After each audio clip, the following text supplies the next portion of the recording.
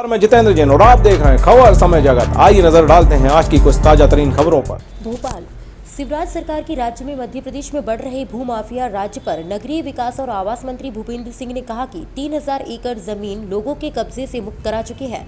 भूमाफियाओं पर कार्रवाई जारी है। जिन लोगों ने अवैध कॉलोनियां बनाई हैं उन पर भी और प्रदेश के सभी जिलों में भूमाफियाओं पर कार्रवाई हो रही है। वहीं दूसरी ओर कोरोना के बढ़ते आंकड़ों पर उन्होंने कहा कि सभी नगरीय निकायों में निकायों के वाहनों के माध्यम से मास्क लगाने और सोशल डिस्टेंसिंग सुनिश्चित करने की सलाह सतत रूप से दी जाए। प्रत्येक दुकान में सोशल डिस्टेंसिंग और उपभोक्ताओं द्वारा मास्क के उपयोग संबंधी व्यवस्थाएं सुनिश्चित हो। ट्रैफिक चौराहों पर लाउड स्पीकर से मास्क का उपयोग करने और सोशल डिस्टेंसिंग का पालन करने के संबंध में उद्घोषणा की व्यवस्था की जाए। प्रमुख सचिव नगरीय विकास और आवास नीतीश व्यास ने इन निर्देशों का कड़ाई से पालन करने के निर्देश सभी नगर निगम आयुक्तों, संभागीय संयुक्त संचालकों और मुख्य नगर पालिका अधिकारियों को आदेश दिए हैं। निश्चित रूप से माननीय मुख्यमंत्री जी ने मंच से और माननीय प्रदेश अध्यक्ष जी ने मंच से इस बात की घोषणा कर दी है कि श्री राहुल लोधी ही भारतीय जनता पार्टी के अधिकृत प्रत्याशी होंगे। ये प्रदेश अध्यक्ष जी ने भी कहा है, मुख्यमंत्री जी ने भी कहा है दमोह के कार्यक्रम में, इसलिए इसमें कहीं कोई भ्रम की स्थिति नहीं। जयंत मलैया रहे वहाँ पे, वो बगावत के तेवर दिखाते हुए नजर आ रहे। उनके बेटे ने भी एक जनसभा कुछ दिन पहले करी थी वहाँ पे बड़ी। देखिए, जयंत मलैया जी हमारे पार्टी के वरिष्ठ नेता हैं, सीनियर नेता हैं। उनका पूरा जीवन भारतीय जनता पार्टी को बनाने में गुजरा है।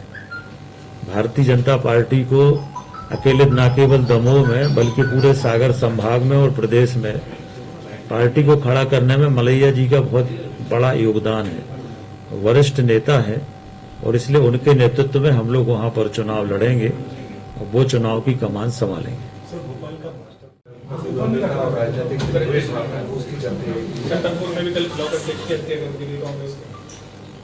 देखिए, कल जो घटनाएं हुई है निश्चित रूप से दुखद है।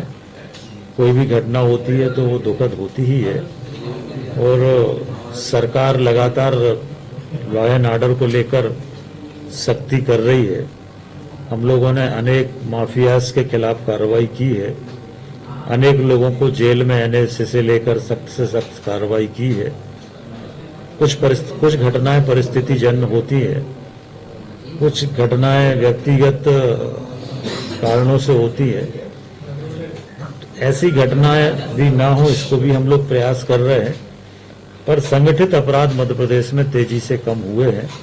ना कोई संगठित गिरोह है, ना कोई संगठित बड़े अपराधी है। उनके खिलाफ हम लोग सख्ती से कार्रवाई कर रहे हैं। ये घटना परिस्थिति जन्य है और इसमें भी जो भी दोषी हैं उनके खिलाफ सख्त से सख्त कार्रवाई सरकार करेगी। सर, मध्य प्रदेश के कई बड़े लगातार सरकार कार्रवाई कर रही है।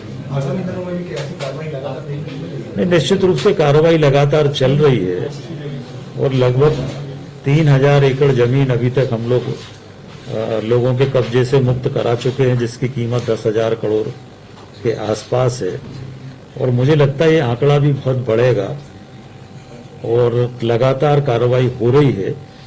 अनेक शहरों में जो अवैध कॉलोनाइजर हैं, जिन लोगों ने अवैध रूप से कॉलोनियां बनाई हैं, उनके खिलाफ भी एफआईआर हो रही है। सभी जगह बड़े पैमाने पर एफआईआर हुई है। भोपाल में भी हुई है, इंदौर में भी हुई है, बाकी प्रदेश के सभी जिलों में बड़ी संख्या में एफआईआर हो रही है, कार्रवाई हो रही है और जो अवैध कॉलोनियां हैं उनको हम लोग किसी भी कीमत पर अब आगे नहीं बढ़ने देंगे। और जिस तरीके से मध्य प्रदेश में कोरोना के मामले बढ़े हैं उसको लेकर पूरी जानकारी को देंगे, साथ ही साथ जो सावधानियां बरती गई हैं, जो प्रिकॉशंस लिए गए सरकार की तरफ से, उसके जवाब देंगे। तो क्या मानते हैं, क्या और भी जिलों में इस तरीके से फैसले लिए जा सकते हैं? देखिए, माननीय मुख्यमंत्री जी डेली मॉनिटरिंग कर रहे हैं।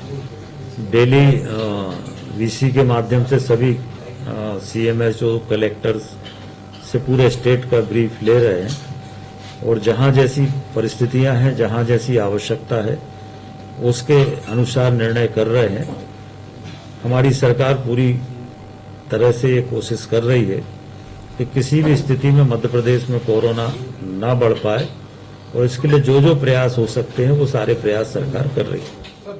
भोपाल से खबर समय जगत के लिए संवाददाता शक्ति भारती की report. For latest news, subscribe to our channel and press the bell icon.